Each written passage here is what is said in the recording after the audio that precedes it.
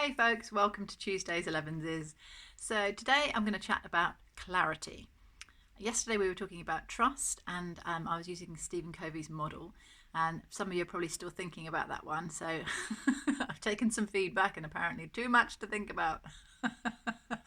So if you're still thinking about those, this little tip should help give you some more clarity here.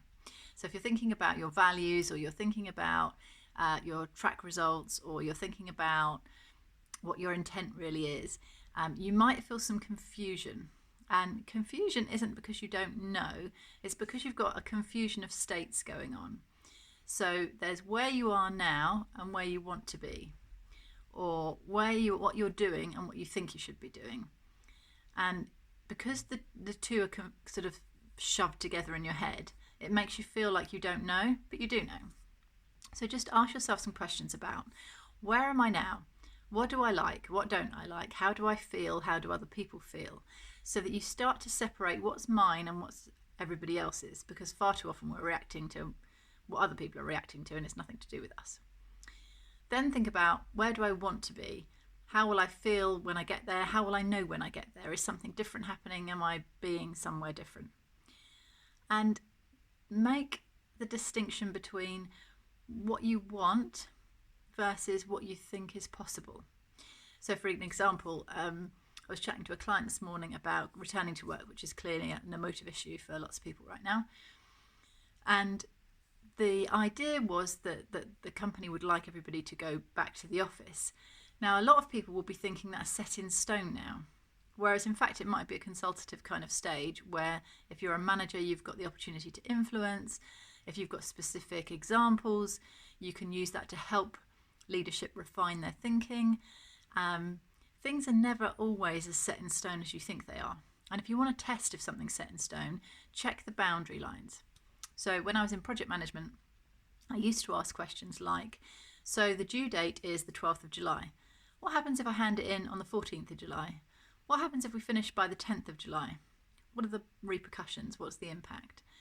You know, the project's going to cost £50,000. What if it costs £51,000?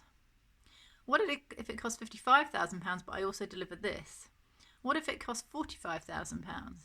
Is that a problem? Does that give us a benefit?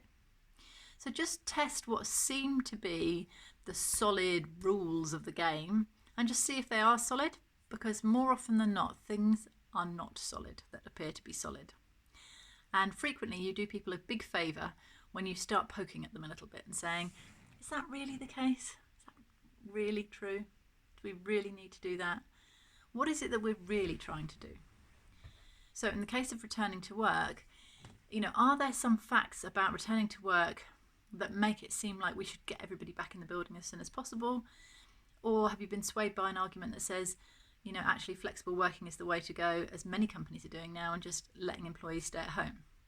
Now, obviously, each individual company has got to work it out for themselves.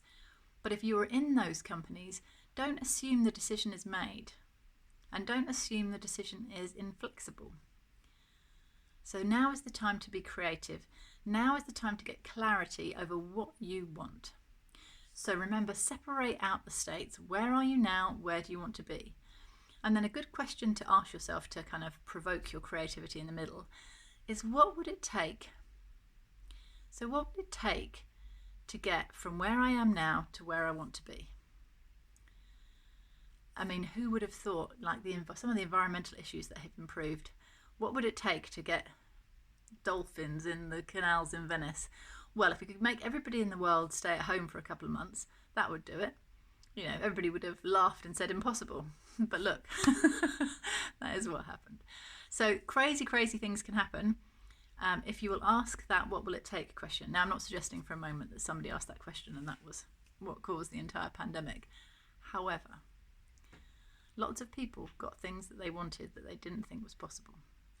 And where your attention goes, energy flows. It's very powerful. If you like this kind of thinking and you want some more around change, I'm just about to release a little free course called Find Your Yellow Brick Road, which is, if you remember the Dorothy and the Wizard of Oz tale, is all about the road that she's taking to the Emerald Palace, where she and her travelling companions find everything they want. allegedly.